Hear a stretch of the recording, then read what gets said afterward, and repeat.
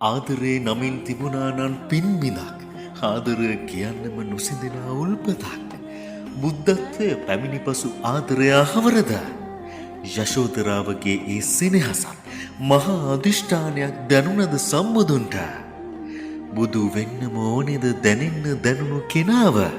යශෝදරාවගේ සෙනෙහස මැදුවද ඔහු ගිහිගේ හැරගියේ සියල්ල අනිත්‍ය බව පසක් කොටගෙනය සියල්ල අත්හැර යන ඔහු දෙස තම රාහුලවත් තුරුළු කරගෙන බලා සිටියේ තම ස්වාමියා හට තිබූ ඒ සෙනෙහස නිසාවෙන්මය ඒ සියල්ල දරාගත් නිසාවෙන්ම සංසාර දුක් නිවාලමින් රහත් ඵලයට පත්වීමට ඇයට හැකි වූවා. ඉතින් යශෝදරාවන් සහ සිද්ධාර්ථයන් නොවේද මනුලොව පහළ වූ සුන්දරතම සහ අමරණීයම ආදරවන්තයින් දෙපළ.